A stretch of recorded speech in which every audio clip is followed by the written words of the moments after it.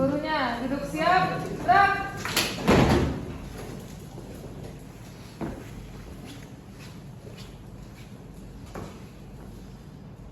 Pak, di sini saya mau menjawab terkait pemanfaatan aset yang tidak efektif. Dari contoh nyata yang sering kita lihat adalah penggunaan mobil dinas, Pak. Penggunaan mobil dinas di mana lebih ke kepentingan pribadi dibanding urusan dinas yang dilakukan oleh para pejabat. Sekian, Pak. Oke, nanti istirahatkan. Istirahatkan.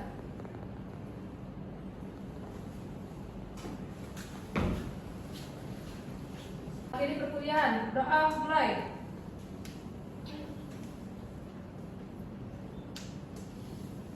Selesai. Istirahat di tempat, gerak. Apa permasalahan umum aset negara kita saat ini? Saya mencoba mengidentifikasi paling tidak ada 4. Yang pertama, salah urus. Aset yang salah urus. Yang kedua, korupsi. Aset dikorupsi. Yang ketiga, pemeliharaan yang tidak memadai. Yang keempat, pemanfaatan yang tidak efektif. Itu permasalahan aset saat ini. Kesalahan dalam pengelolaan aset ini terjadi kenapa? Pertama, karena tidak adanya tata kelola yang baik. Yang kedua, tidak adanya transparansi dan tidak adanya akuntabel. Perhatikan ya, ini ada rumusnya ini. Anda perlu tahu walaupun banyak. Contoh penghitungan penyusutan. Ya. Misalkan Anda memiliki mesin dengan harga $10.000, masa manfaat 5 tahun, dan nilai residunya $1.000.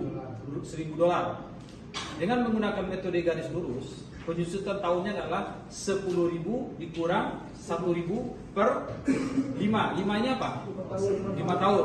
5 tahun masa apa ya? Manfaat ya. Maka dia menjadi $1.800. Jadi Misalkan kasus yang dilakukan pemerintah daerah kan menyelenggarakan atau menganggarkan untuk perbaikan jalan, tapi nyatanya jalan tersebut masih tetap rusak dan bahkan masyarakat tidak bisa memanfaatkannya. Di sana terjadi korupsi aset sehingga hilangnya kepercayaan masyarakat terhadap pemerintah. mengabaikan pemeliharaan dapat menyebabkan penurunan nilai aset, ya kan? Dan berpotensi membahayakan fungsinya. Banyak aset-aset itu yang tidak lagi berfungsi sebagaimana mestinya. Tidak jalan, dana pemeliharaannya tetap ada.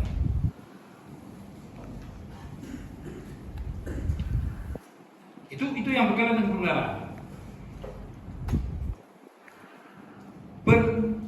Pendayagunaan kekayaan negara yang tidak efisien terjadi apabila tidak dimanfaatkan secara optimal. Ya. Hal ini dapat disebabkan oleh faktor-faktor seperti perencanaan yang kurang bagus, kurangnya koordinasi, atau kebijakan dan peraturan yang tidak memadai. Untuk mengatasi permasalahan ini diperlukan mekanisme tata kelola. Maka itu perlunya Anda belajar manajemen aset. Nanti di tangan Anda asetnya jangan salah kelola pula. Jangan pemeliharaannya tidak memadai. Jangan dikorupsi. Jadi pertama ada korupsi, kemudian pemanfaatan yang tidak optimal atau kurang efektif, salah urus, dan terakhir pemeliharaan yang tidak memadai. Oke, yang pertama Korupsi. pertama tadi Salah salah urus. urus. Siapa yang bisa menjelaskan sedikit agak satu prakara tentang salah urus? Apa yang dimaksud dengan salah urus? Yang terjadi di kasus Rempang saat ini, Pak. Karena di tahun-tahun sebelumnya memang aset itu dimiliki oleh negara. Dan sampai sekarang pun memang dimiliki negara. Cuman dikarenakan kepengurusan terhadap aset ataupun tanah tersebut yang salah dilakukan oleh negara, sehingga pada dulunya Rempang itu yang awalnya milik negara, rumah yang ada di Rempang tersebut dibikin rumah oleh masyarakat, Pak. Walaupun itu berdiri di tanah negara. Nah, logika sederhananya masyarakat beranggapan bahwasanya ketika dia membuat rumah di lahan ataupun tanah tersebut, dia beranggapan ini adalah tanah milik saya. Namun sebetulnya secara hukum memang tanah tersebut milik negara. Sehingga lama kelamaan hingga saat ini masyarakat timbul di pikirannya bahwa tanah yang memang sudah saya bangun bangunan di atasnya adalah tanah milik saya, walaupun secara sertifikat ataupun hak kepemilikan tanah yang ada pada masyarakat itu tidak ada. Jadi selama ini negara tidak memberikan peraturan ataupun kejelasan yang akurat terkait dengan tanah dan aset yang dimiliki oleh negara tersebut, sehingga ketika ada investor yang mau masuk untuk investasi di lahan ataupun tanah yang dimiliki oleh negara tersebut, sehingga muncul polemik yang terjadi di masyarakat. Perusahaan maupun instansi pemerintah yang menganggap manajemen aset itu hanya sekedar pengelolaan daftar aset, Pak. Realitanya di lapangan menunjukkan banyak kasus yang sebenarnya dimulai dari salah kelola maupun salah urus masalah aset tersebut, sehingga berdampak kerugian yang ditimbulkan dari salah urus maupun kesalahan dalam manajemen aset tersebut.